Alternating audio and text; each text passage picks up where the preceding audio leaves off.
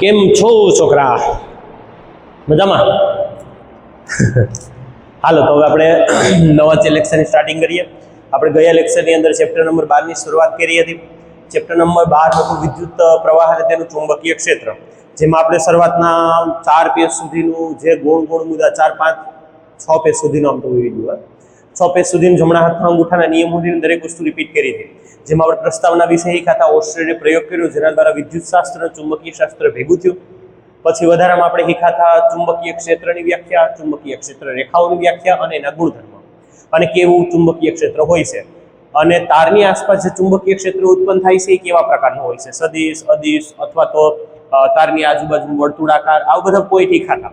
અને આપણે એક મહત્વનો ટોપિક શીખ્યા હતા જમણા હાથના અંગૂઠાનો નિયમ, કે જમણા હાથને વિદ્યુત પ્રવાહધારી તારને જમણા હાથ વડે એવી રીતે પકડવામાં આવે કે વિદ્યુત પ્રવાહની દિશામાં અંગૂઠો રહે. માની લો પાવર આમ પસાર થાય છે, તેમાં અંગૂઠો રહે, અને આસપાસમાં જો અંગૂઠો વિદ્યુત પ્રવાહની દિશામાં રહે તો આંગળીઓની દિશામાં ચુંબકીય ક્ષેત્ર હશે. સાયન્સની અંદર તમારે સ્ક્રૂનો નિયમ અને જમણા હાથના અંગૂઠાનો નિયમ, આ બે નિયમની મદદથી તમે ચુંબકીય ક્ષેત્ર રેખાઓની દિશા શોધી શકો. પૂર્વ, પશ્ચિમ, ઉત્તર, દક્ષિણ જે દિશા હોય તમે શોધી શકો છો, પૃષ્ઠની બહાર તરફ, પૃષ્ઠની અંદરની તરફ. પણ હવે આપણે બહુ ડીપમાં અત્યારે નથી જતા. અત્યારે આપણે લેખિત કાર્ય પૂરું કરવાનું છે, તો આજનો આપણે ટોપિક નવો સ્ટાર્ટિંગ કરીએ, જેની અંદર આપણે શીખવાનું છે સોલેનોઇડ. આજના આપણા બે ટોપિક છે, નાનો લેક્ચર છે, જેમાં આપણે પ્રથમ ટોપિક શીખશું લૂપ એટલે શું. હવે ઘણી વખત તમને અપેક્ષિતની અંદર અને નવનીતની અંદર લૂપના પ્રશ્ન દેખાય છે, પણ લૂપ આમ કહેવા જાય તો પ્રાઇમરી સિદ્ધાંત છે. કેનો? તો કે ઇલેક્ટ્રોમેગ્નેટનો, વિદ્યુત ચુંબકનો મેન પાયો છે. એટલે આપણે લૂપને પહેલા શીખીએ, કેમ કે લૂપનો પ્રયોગ થયો ત્યારથી જ સોલેનોઇડની બનાવટની શરૂઆત થઈ. તો પહેલા આપણે લૂપનો નિયમ શીખીએ અને લૂપના ગુણધર્મ. લખવાના નથી, ખાલી શીખવાના છે. હાલો ભાઈ, લૂપ શું કહે છે? માની લો તમારી પાસે એક કાર્ડબોર્ડ છે અથવા તમારી પાસે પાટિયું છે, એમાં તમે બે સમાન અંતરે બે હોલ કરી દો. એમાં તમારે કરવાનું કેવું છે, જો પાટિયું આમ છે તો એક હોલ અહીંયા કર્યું, એક હોલ કર્યું, અહીંથી તમારે તારને આમ બહાર કાઢવાનો છે, જેને પાછો વાંકો વાળીને અહીંથી અંદર જવા દેવાનું છે. માની લો અહીંથી વિદ્યુત પ્રવાહધારી તાર નીકળે છે, જે આ બિંદુએ જાય છે, આમ તાર નીકળે છે અને અહીંથી આમ અંદર આવે છે. હવે આ કાર્ડની નીચે જે હોલ કર્યા ને, આથી આ બે તારને કાઢું, અહીં નીચે દર્શાવું, અને આ બંને તારને પ્લસ માઇનસ કરી કળ ગોઠવી અને સ્વિચ સાથે જોડી દો. હવે આપણે એટલી તો ખબર છે હંમેશા પાવર કયા છેડેથી નીકળે, તો કે પ્લસ. જોડાણ કરવું હોય તો કરવાનું. તો અહીંથી પાવર નીકળશે, આમ જાહે ફરી, અને ઈ પાવર પાછો અહીંયાથી અંદર આવશે. આવું એક જોડાણ બન્યું. હવે આમાં શું જોવા મળ્યું? ધારો કે આવું કંઈ છે નહીં, આ એક તાર છે, એની જાડાઈ કંઈક છે, અને એની આસપાસ જ્યારે આપણે વિદ્યુત પ્રવાહ પસાર કરવામાં આવે તો એની આસપાસ ચુંબકીય ક્ષેત્ર ધારો કે 5 સેન્ટીમીટરના વિસ્તારમાં ફેલાય છે. કેટલા સેન્ટીમીટરના વિસ્તારમાં ફેલાય છે? 5. મતલબ આનું ચુંબકીય ક્ષેત્ર કંઈક આવું હતું. આ રીતે આનું ચુંબકીય ક્ષેત્ર હતું. હવે આ તારને પાછો વાંચો, ઈદ તારી જ છે, પણ આપણે આગળ ભણીએ એટલે દિશામાં ચુંબકીય ક્ષેત્ર સદિશ રાશિ છે. ઓસ્ટેટનો એક પ્રયોગ આપણે જોયો હતો, જેમાં એક વખત હોકાયંત્રની સુઈ પૂર્વમાં જતી હતી, એકવાર પશ્ચિમમાં જતી હતી. દર્શાવે છે કે ચુંબકીય ક્ષેત્ર સદિશ રાશિ છે, એમાં દિશાનું મહત્વ છે. તો હું આ જ તારને આમ પાછો વાળીને અંદર લાવું, તો હવે આ તારનું ધારો કે ચુંબકીય ક્ષેત્ર આ દિશામાં છે, આમ છે. હવે તાર વળી ગયું તો હવે ચુંબકીય ક્ષેત્ર આમ દિશાને આગળ ઘડીક સાઈડમાં મૂકીએ, તો હવે આ તારનું ચુંબકીય ક્ષેત્ર કેટલું હશે? તો કે આ રીતે હશે, આ તારની આસપાસના વિસ્તાર. તો હવે આમાં શું આપણે ફાયદો શું થયો? જો એક તાર જે 5 સેન્ટીમીટરના વિસ્તારમાં ચુંબકીય આકર્ષણ કે અપાકર્ષણની ક્રિયા કરી શકતો હતો, એ એક તારને ખાલી એક આંટો ચડાવતા આવી 10 સેન્ટીમીટરના વિસ્તારમાં ચુંબકીય ક્ષેત્રની અસર અનુભવી શકશે. એટલે આકર્ષણ પકડી શકીએ ને અપાકર્ષણ. આમાં તમે કર્યું હું નથી, તમે વિદ્યુત પ્રવાહ વધાર્યો નથી, તમે કઈ અલગ પ્રકારનો તાર લીધો નથી, કોઈ પણ પરિસ્થિતિ કરી. આપણે બસ ખાલી એક જ કર્યું, જે આપણો તાર હતો એ જ તારને આપણે ખાલી વાળીને નવા બિંદુ ઉપર લઈ આવ્યા. તો જ્યારે તાર વળે અને પાછો એક આંટો ચડીને નીચે આવે તો એકવાર દિશા બદલે છે, અને આ તારનું ચુંબકીય ક્ષેત્ર છે, આ તારનું ચુંબકીય ક્ષેત્ર હશે, એટલે તારનું ચુંબકીય ક્ષેત્ર બમણું થાય છે. મતલબ એક આંટો ચડાવતા ચુંબકીય ક્ષેત્ર બમણું થાય છે. અસ્થાયી એક આંટો ચડાવી દો તો 3 ગણું, પાછો એક આંટો ચડાવો તો 3 ગણું. આમાં તમને શીખવા મળ્યું કે ભાઈ ચુંબકીય ક્ષેત્ર, જેને આપણે બી વડે દર્શાવતા, આ આટાની સંખ્યા, આ લૂપના ગુણધર્મ છે ભાઈ, આપણે આગળ લખશું. હું લૂપના બે ગુણધર્મ છે કે જે ચુંબકીય ક્ષેત્ર છે એ આટાની સંખ્યાના ચલ દર્શાવ્યો, બે અંશમાં દર્શાવવાનો અર્થ શું થાય છે? સમપ્રમાણતા. કે જેમ જેમ તમારા આટા વધતા જાય ગૂંચળાના, એમ એની અંદર ચુંબકત્વ પ્રબળ થતું જાય. એટલે આ જે સમપ્રમાણતા દર્શાવે કે જો તમારે વધારે ચુંબકીય ક્ષેત્ર જતું હોય તો આટા ચડી જાય, આટા વધારતા જાઓ. એટલે તમે જોયું કદાચ કોઈ મોટર બગડી ગઈ નહીં ખુલે ત્યારે એમાં તમે જો તો ગૂંચળા કેટલા બધા આટાના ચડાવેલા હોય, પંખોની બુડી ખુલે તેમાં તમે કોપરના તારના કેટલા બધા આટા ચડાવેલા જોયા. તો ના આટા વધારે ચડાવવામાં એ હાટું આવે કે ચુંબકીય શક્તિ ઉત્પન્ન કરવાની છે, જેની મદદથી આપણે યંત્રને ફેરવવાનું છે. મોટા જનરેટર આપણે નીકળી ગયા, બાકી તમને થોડું ડીપમાં સમજાવે. હા, તો આ પહેલો સિદ્ધાંત છે. હાલો, બીજો સિદ્ધાંત છે લૂપનો. આ બધું ધ્યાન રાખો. લૂપના બે સિદ્ધાંત છે. બીજો સિદ્ધાંત કે હાલો ચુંબકીય ક્ષેત્ર મારે વધારવું હોય અને આટા ન ચડાવું તો અસ્થાયી રસ્તો છે કે ભાઈ જેમ જેમ વિદ્યુત પ્રવાહમાં વધારો કરવામાં આવે, જે સંજ્ઞામાં આપણે આઈ કહીએ, જેમ જેમ વિદ્યુત પ્રવાહમાં વધારો કરવામાં આવે એમ એમ એનું ચુંબકીય ક્ષેત્ર વધતું જાય. મતલબ તમે અત્યારે 2 એમ્પિયર આ તારમાં વિદ્યુત પ્રવાહ પસાર કરો છો, હવે 4 એમ્પિયર કરો તો એ 10 થઈ જાય, 5 એમ્પિયર કરો તો વધતો જાય, સમપ્રમાણતા એટલે સાથે વધારો થશે. પણ સમજો, તમે જેમ જેમ વિદ્યુત પ્રવાહ વધારશો, આઈ વધારશો તો એનો ફરક પડશે કેમાં? બિલમાં. તો ખર્ચ વધતો જાય. તો કહેવાનો ભાવ સમજો, જો તમે આઈ વધારવા જાશો તો એ લોડ વધારે લેશે. આપણે કહીએ ને 2 ની મોટર 10 ની મોટર, તેમાં ફરક શું છે? આટાની સંખ્યાનો એમ્પિયરનો ફરક હોય છે. હવે હું એને એમ્પિયર વધારે છે, તમને મને બધાને ખબર છે કે સાદા આપણા જે ફ્લેક્સિબલ વાયર છે એમાં આપણે નાની અડધાની મોટર જોડીએ તો કદાચ અડધી કલાકની તાર થકવી નહીં. આવી 10 ની મોટરમાં તાર જડો હોય તો 2 સેકન્ડ ન થાય તારમાં જવાળા કાઢતા. તો એ 10 ની મોટરમાં શું વધારે છે? એમ્પિયર. 27 એમ્પિયરનો લોડ આવે 10 ની મોટરમાં. તો સમજો આસપાસ, મને બાકી ખબર નથી. તો વિદ્યુત પ્રવાહ ના વધારે છે તો ચુંબકીય ક્ષેત્ર વધુ ઉત્પન્ન થાય. તો ચુંબકીય ક્ષેત્ર ઉત્પન્ન કરવાની આ બીજી રીત, પણ ઉપયોગ બહુ ઓછી જગ્યાએ કરવામાં આવે. કેમ? જો તમે વિદ્યુત પ્રવાહ વધારતા જાશો તો વિદ્યુત પ્રવાહ વધતો જશે, તો લોડ વધવાના કારણોસર તાર હારા રાખવા પડશે.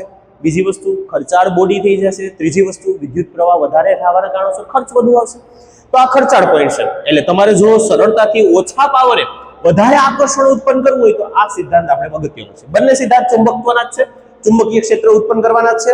તો બે સિદ્ધાંત આટાની સંખ્યાના સમપ્રમાણમાં અને વિદ્યુત પ્રવાહના સમપ્રમાણમાં હોય છે. આને લૂપના ગુણધર્મ કહેવાય.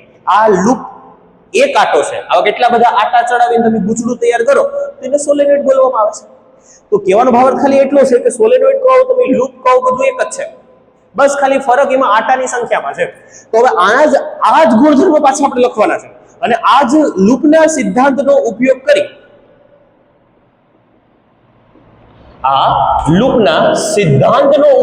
આપણે સૌથી અગત્યનો 3 માર્ક માટે અથવા તો 4 માર્ક માટેનો પ્રશ્ન તારવવાનો છે. જો કે આમાંથી 3 માર્કનો પ્રશ્ન પૂછાય છે તો તોય સાથે આપણે 4 માં કરશું આકૃતિ સાથે. સોલેનોઇડ. હાલો ધ્યાન આપજો. હવે સ્ક્રીનશોટ લેવો હોય તો લઈ લો, ખાલી ઓલા બે ગુણધર્મનો પાછા આગળ લખાશે એટલે કઈ ખાસ જરૂર છે નહીં.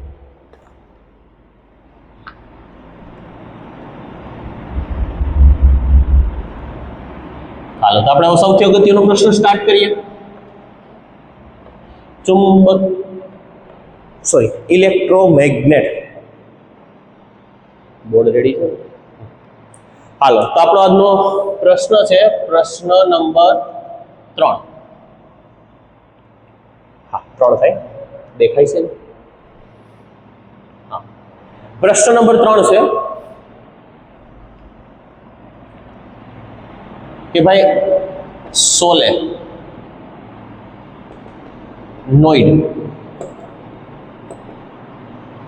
એટલે શું?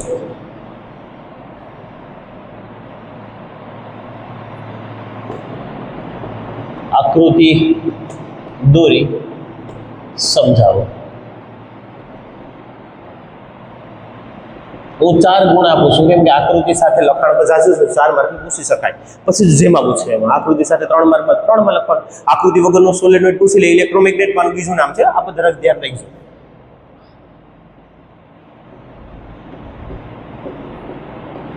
ઇલેક્ટ્રોમેગ્નેટ બોલવામાં આવે છે આને. હાલો તો હવે આપણે જે રીતે પૂછીએ તે જવાબ આપશું. અત્યારે આપણે આખો પ્રશ્ન લખીએ. ક્યાં સુધી જગ્યા છે એ પ્રમાણે આકૃતિ દોરો. ઘણી બધી જગ્યા છે. હવે એની આકૃતિ છે ને બે રીતે દોરી દો. કાંઈ સાંભળજો. પેલા તો બંનેમાં તમારે કોમન શું કરવાનું છે ખબર? ગૂંચળું. તમારે આ રીતે તારનું એક ગૂંચળું દોરવાનું. આને સોલેનોઇડ કહેવામાં આવે. હવે તમારે શું કરવાનું? ધારો કે તમને એવું લાગે છે કે તમારું ગૂંચળું થોડું પહોળાઈ વાળું છે અને નીચે તમે આમ તાર બે ખેંચી લીધા. હવે તમને એમ લાગે, સમજો ખાસ, આ ગૂંચળાની આસપાસ આપણે ચુંબકીય ક્ષેત્ર રેખાઓ જેમ ગજિયા ચુંબકમાં દોરી એ રીતે દોરવાની છે. હવે તમારી ગજિયા ચુંબકની ક્ષેત્ર રેખાઓ તમે માની લો કે આમ મોટી મોટી દોરી, આમ બે દોરી, અહીંથી આમ મોટી મોટી દોરી. તમને એવું લાગે છે કે ભાઈ મારે વચ્ચે ગેપ વધારે છે, તો તમારે શું કરવાનું? અહીંથી આ તારને વાળી અને વચ્ચે બેટરી ફિટ કરી દેવાની, plus or minus cord fit કરી દેવાની અને અહીંયા તમારું કામકાજ પૂરું. હવે અમુક લોકો દોરતા હોય, આ તમારી બુકમાં આપેલી આકૃતિ છે. જૂની વિજ્ઞાનમાં આવી આકૃતિ નથી. તો જૂની વિજ્ઞાનમાં કેવી હતી? તો કે ભાઈ એ લોકો આ રીતે આમ સોલેનોઇડ દોરતા.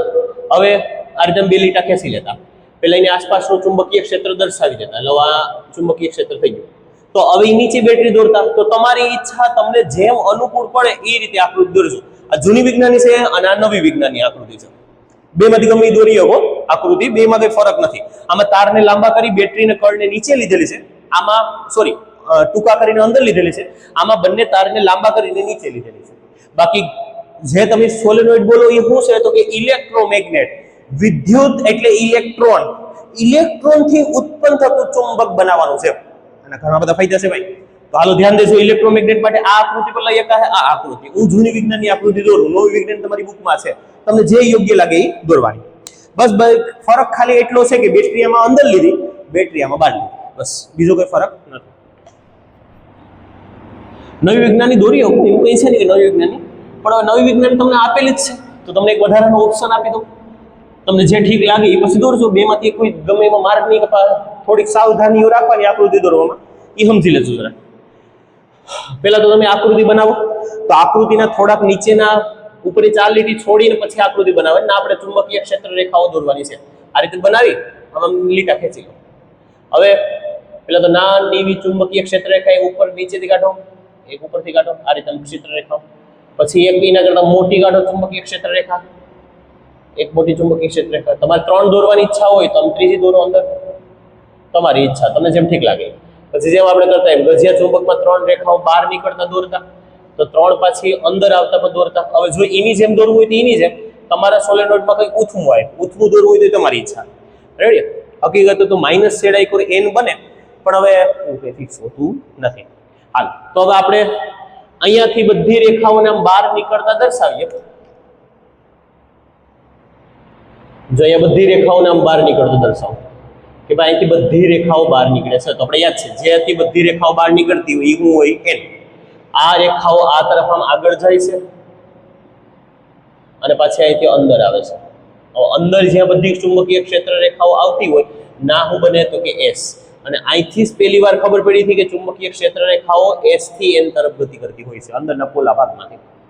હા, અને હવે બહારનો વિસ્તાર છે તો આપણે ચુંબકમાં અંદરની તરફ કેમ ચુંબકીય ક્ષેત્ર s થી n એમ કોણ કહી શકે? કોઈ ન કહી શકે ભાઈ, કેમ કે અંદર થોડું જઈ શકે. સોલેનોઇડનો અંદરનો ભાગ ખાલી હોય એટલે આમ અંદર જઈ શકાય. તો પ્લસ માઇનસ બેટરી દર્શાવી દેવાની. કનેક્શન દર્શાવવું હોય તો ખાડો એક ટેકરો કરીને દર્શાવી દેવાનો. એક આડી આડી આકૃતિ છે. આકૃતિમાં હલવાનું નહીં. મોટો ના વચ્ચે કણ એક દોરી દો. એમીટર આપેલું હોય તો તમને ખ્યાલ જ છે. એમીટર ગમે ના તમારે જોડવું હોય તો જોડીએ, કે મારે જોડવાની જરૂર નથી, કેમ કે આપણે એનો કઈ ઉપયોગ આમાં છે નહીં. Plus or minus. Power plus છેડેથી નીકળે, માઇનસ છેડે અંદર આવે. હવે જરાક ધ્યાન દેજો. લાલ એરાઈ દર્શાવો. જો આ પાવર અહીંથી આમ આગળ જાય છે તો આમ અહીંયા ઉપર દર્શાવી દેવાનું. બહુ અંદર નહીં જતા, બાકી દર વખતે દિશા બદલે. અહીંયા આમ જાય તો અહીં ઉપર જાય. આમ ગુસડું છે તો અહીંના નીચે જાય, અહીંથી આમ ઉપર જાય. એ હું કામ દોરવું છે? એના કરતા આમ દર્શાવી દો કે આમ આગળ જાય છે, અહીંથી ફરી અને પાછો વિદ્યુત પાવર નીચે આવે છે. કામ પૂરું થઈ ગયું તમારું. હાલ, આ છે આપણું સોલેનોઇડ.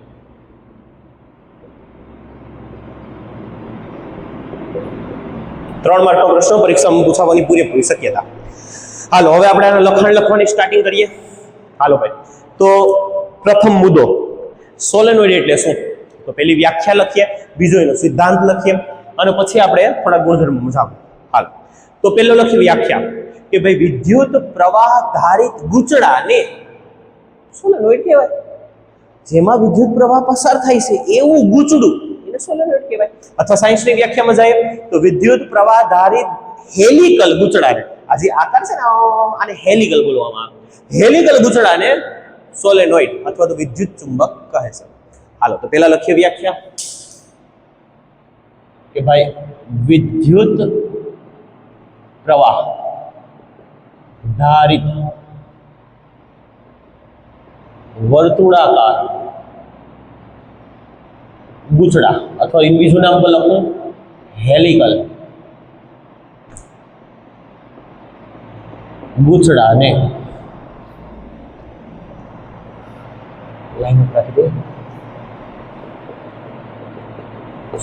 સોલેનોઇડ અથવા વિદ્યુતથી ઉત્પન્ન થતો ચુંબક, વિદ્યુત ચુંબક કહે છે. એટલે વિદ્યુત પ્રવાહ ધારિત વર્તુળાકાર અથવા તો હેલિકલ ગૂંચડાને સોલેનોઇડ કહેવામાં આવે. હવે એનો સિદ્ધાંત લખીએ કે ભાઈ સોલેનોઇડ એ ઇલેક્ટ્રો એટલે વિદ્યુત ઇલેક્ટ્રોમેગ્નેટ ના સિદ્ધાંત પર કાર્ય કરે છે. આનો સિદ્ધાંત શું છે તો કે ભાઈ આ ઇલેક્ટ્રોમેગ્નેટના સિદ્ધાંત ઉપર કાર્ય કરે છે કે વિદ્યુત આવતા મેગ્નેટ બને છે. આને સિદ્ધાંત કહેવાય જેના ઉપર એનું કાર્ય થતું હોય. હાલો હવે અહીંથી મેન શરૂ થાય છે એના ગુણધર્મ. તો ભાઈ જો આ સોલેનોઇડ ભલે નામનું સોલેનોઇડ છે બાકી ગોસીય ચુંબક. જેમ ગોસીય ચુંબકની ક્ષેત્ર રેખાની 4 લાક્ષણિકતા હતી એવી જ લાક્ષણિકતા અહીંયા છે. હવે તમારે પ્રશ્ન શું પૂછાણો છે એના ઉપર આધારિત રહે. તમને પ્રશ્ન પૂછાણો છે મેં લખ્યો એમ 4 માર્કમાં આકૃતિ સાથે, તો આકૃતિના 2 માર્ક થયા, લખાણના 2 માર્ક થયા. તો તમારે અહીં ઓલી ચુંબકીય ક્ષેત્ર રેખાની 4 લાક્ષણિકતા લખવાની જરૂર નથી. અહીંયા હું લખવાની ભાઈ કે ગોસીય ચુંબકની લાક્ષણિકતાઓ સોલેનોઇડની લાક્ષણિકતાઓ ગોસીય ચુંબક જેવી હોવાથી અથવા ગોસીય ચુંબક જેવી જ છે. કામ પૂરું કરી દેવાનું. હવે ખાલી 3 માર્કમાં સોલેનોઇડ સમજાવવાનું પીસાડ્યું તો એ 4 લાક્ષણિકતા અહીંયા લખવાની, પણ આ ગોસીય ચુંબક નામનો શબ્દ કાઢી અને સોલેનોઇડ લગાડવાનો. કઈ રીતે? હાલો તો પાછું બોલો. એ 4 રેખા સોલેનોઇડ માટે બનાવો. સોલેનોઇડમાં ચુંબકીય ક્ષેત્ર રેખા n માંથી ઉત્પન્ન થઈ બહારના વિસ્તારમાં ક્યાં જાય છે? S. બીજું અને અંદરના વિસ્તારમાં સોલેનોઇડમાં S થી n તરફ જાય છે. યાદ છે કે ના? ગોસીય ચુંબક કાઢીને સોલેનોઇડ લગાડી લેવું. બીજી લાક્ષણિકતા શું હતી તો કે ભાઈ ચુંબક છે એનું સૌથી ચુંબકીય ક્ષેત્ર પ્રબળ તેના ધ્રુવ ઉપર હોય છે. તેમાં ખાલી એક શબ્દ ફેરવવાનો, સોલેનોઇડનું ચુંબકીય ક્ષેત્ર તેના ધ્રુવો પર સૌથી પ્રબળ હોય છે. હા, આવું લખ્યા હતા કે ચુંબકની ક્ષેત્ર રેખાઓ એકબીજાને છેદતી નથી, તો એ જ અહીં બનાવવાની. સોલેનોઇડની ક્ષેત્ર રેખાઓ એકબીજાને છેદતી નથી. ચોથું હું બેઠા હતા કે ચુંબકનું ચુંબકીય ક્ષેત્ર અંતરના કેવા પ્રમાણમાં હોય? વ્યસ્ત પ્રમાણમાં. તો ના ચુંબક શબ્દ લખવો હોય તો સોલેનોઇડ લખવાનું, ડાયરેક્ટ લખવું હોય કે ચુંબકીય ક્ષેત્ર એ અંતરના વ્યસ્ત પ્રમાણમાં છે તો સેમ ટુ સેમ દબાવી દેવાની કે ચુંબકીય ક્ષેત્ર આમાં પણ અંતરના વ્યસ્ત પ્રમાણમાં છે. સોલેનોઇડની જે બાજુમાં હશે અને દૂર હશે તેના પર ચુંબકીય ક્ષેત્ર અલગ અલગ લાગશે. બાજુમાં હશે તો ક્ષેત્ર વધુ લાગશે, દૂર હશે ક્ષેત્ર ઓછું લાગશે. પણ ના જો આગળ ચુંબક શબ્દ લખેલો હોય તો તમારે સોલેનોઇડ એડ કરવો, બાકી એડ કરવાની જરૂર છે નહીં. તો અત્યારે મારા માટે આ 4 માર્કનો પ્રશ્ન છે જેમાં આકૃતિ સાથે છે. તો અહીં એક જ એવો નિયમ લખી કે સોલેનોઇડ ની ક્ષેત્ર રેખાઓના ગુણધર્મ ગોસીય ચુંબક જેવા જ છે. બરાબર, એકમાં સમજાવી દીધું. જો અહીંયા ન હોય અને ખાલી 3 માર્કનો વિષયનો આકૃતિ નથી વિષયની તો તમારી ગોસીય ચુંબકના 4 ગુણધર્મ સોલેનોઇડ નામનો શબ્દ લગાડી લખવા પડે. રેડી? તો હવે આપણે એના મેઇન ગુણધર્મો હોય જે આપણે અહીં લૂપ માટે લખ્યા હતા. તો ટાઇટલ મારવાનું કે સોલેનોઇડ નું ચુંબકીય ક્ષેત્ર વધારવા માટે કરી મૂકી દો. હાલ એના માટે પહેલો ગુણધર્મ શું છે? પહેલો નિયમ કે જો સોલેનોઇડ માં આટાની સંખ્યા, જેને આપણે n વડે દર્શાવીએ, વધારવામાં આવે તો ચુંબકીય ક્ષેત્ર, સંજ્ઞામાં બોલા है बी, વધશે. હું લખ્યું મેં, સોલેનોઇડમાં આટાની સંખ્યા વધારવામાં આવે તો ચુંબકીય ક્ષેત્ર વધશે. આને કઈ રીતે લખાય? ચુંબકીય ક્ષેત્રને હું બી કહું તો સમપ્રમાણમાં n, આટાની સંખ્યા. જેટલા આટા વધશે એટલું ચુંબકીય ક્ષેત્ર પ્રબળ થાય. આમાં જોઈશે એકની મોટરમાં ધારો, મને ખ્યાલ નથી, ધારો કે 2000 આટા છે તો બેની મોટરની અંદર અમુક આટા વધી જાય, તેને બેની મોટર કહેવાય. 10ની મોટર જેમાં આટા વધી જાય, જેમ જેમ એમાં ઘૂંસડામાં આટા વધતા જાય એમ એનો ચુંબક વધુ પ્રબળ થતું જાય, અને એટલા આટા વધે છે એટલો તાર વધારે લાંબો થાય છે, તો લાંબા તારનો અવરોધ વધુ હોય, આપણે બેના તો ઇલેક્ટ્રોન વધુ ખવાય છે. ઇલેક્ટ્રોન વધુ ખવાય એટલે બહારથી આપણે લોડ વધુ આપવો પડે. તો એકની મોટર 5 એમ્પિયર ખાતી હોય તો 10ની મોટર છે 27 એમ્પિયર પર ખાતી હોય. ભાઈ આમ અલગ અલગ એમ્પિયર હોય છે. એમ્પિયર અત્યારે મહત્વનું નથી, મહત્વનું છે કે ક્ષેત્ર પ્રબળ કેમ કરી શકાય. તો ક્ષેત્ર પ્રબળ કરવા માટે હાવ સિમ્પલ સિદ્ધાંત, આટાની સંખ્યા વધારો ચુંબકીય ક્ષેત્ર પ્રબળ થશે. હવે આનો બીજો સિદ્ધાંત, જો વિદ્યુત પ્રવાહ, સંજ્ઞામાં કહો I, વધારવામાં આવે તો ચુંબકીય ક્ષેત્ર બી વધશે. કેમ લખાય આને? તો કે બી ચલે છે I. વિદ્યુત પ્રવાહમાં વધારો થાય તો ચુંબકીય ક્ષેત્રમાં ઓટોમેટિક વધારો થવાનો છે. તમે પાવર વધારતા જાઓ, આગળ આપણે લૂપમાં સમજાય, વિદ્યુત પ્રવાહ જેમ જેમ વધારતા જાઓ પસાર થતા ઇલેક્ટ્રોનની સંખ્યા વધતી જાય, તો જે તારની આજુબાજુનું ક્ષેત્ર એટલું હતું હવે ક્ષેત્ર એટલું થઈ જાય. એટલે બે રીત છે કે તમે આનું ક્ષેત્ર પ્રબળ કરી શકો. હાલો, આના સિવાય કોઈ રીત છે? તો એક ત્રીજી રીત પર છે, 3 કરી નથી લખતો, એક્સ્ટ્રા કરી લખો. જો સોલેનોઇડ ના અંદરના ખાલી ભાગમાં નરમ લોખંડનો સળિયો રાખવામાં આવે તો ચુંબકીય ક્ષેત્રમાં વધારો થાય છે. આ જરાક છે ને સાયન્સનો ટોપિક છે, વધારો થાય છે ચુંબકીય ક્ષેત્રમાં નરમ લોખંડનો સળિયો રાખતા. સાયન્સમાં તમે જાઓ ને તો તમારે 5મા ચેપ્ટરમાં લગભગ ચુંબકત્વની અંદર ફેરોમેગ્નેટિક, ડાયમેગ્નેટિક અને પેરામેગ્નેટિક પદાર્થો આવશે. એમાં જે છેલ્લા આવશે પેરામેગ્નેટિક પદાર્થો, એ એવા હોય છે કે જે ચુંબકીય ક્ષેત્રમાં વધારો કરે. પહેલા 2 પદાર્થો એવા હોય છે જેમાં ઘટાડો કરે છે ચુંબકીય ક્ષેત્રમાં. તો જો આ ગૂંચડું, એટલે આ ગોળ ગોળ ગોળ ગોળ આટાવાળું જે ગૂંચડું છે, તમે એની વચ્ચે આવો નરમ લોખંડનો સળિયો રાખી દો તો આ ચુંબકીય ક્ષેત્રને પસાર થવા માટે એક ઠોસ આવરણ મળશે. તો ચુંબકીય ક્ષેત્ર અહીંથી n માંથી નીકળી એસે જાય, ફૂલ સ્પીડમાં એ ધાર કરશે. પછી n માંથી નીકળી s માં તેની ગતિ વધશે, ગતિ વધશે એટલે ચુંબકીય ક્ષેત્ર પ્રબળ થાય. તો આ એક ત્રીજી રીત છે. હવે આનો ક્યાં ક્યાં ઉપયોગ કરવામાં આવે તો નીચે લખી નાખીએ કે ભાઈ સોલેનોઇડ નો ઉપયોગ, સોલેનોઇડનો ઉપયોગ ઇલેક્ટ્રિક ક્રેન છે, પછી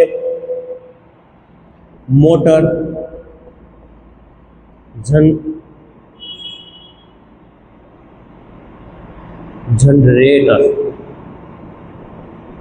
જનરેટર છે, પંખો છે, વગેરેમાં ઉપયોગ થાય છે.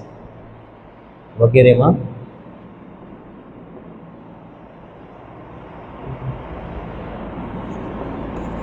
કરવામાં આવે છે. આનું લખાણ છે ને ભાઈ બહુ લાંબુ થતું હતું, એ માટે જ આપણે અહીંથી છે ને આના ગુણધર્મ કાપી નાખ્યા. બાકી તો જે ચુંબકના ચાર ગુણધર્મ લખવા મને કંઈ વાંધો નતો કે ભાઈ સોલેનોઇડમાં ચુંબકીય ક્ષેત્ર રેખા એનમાંથી નીકળી એસમાં જાય છે, બહારના વિસ્તારમાં અંદરના વિસ્તારમાં એસથી એન તરફ જાય છે. ચુંબકીય ક્ષેત્ર રેખાઓ, એક મિનિટ,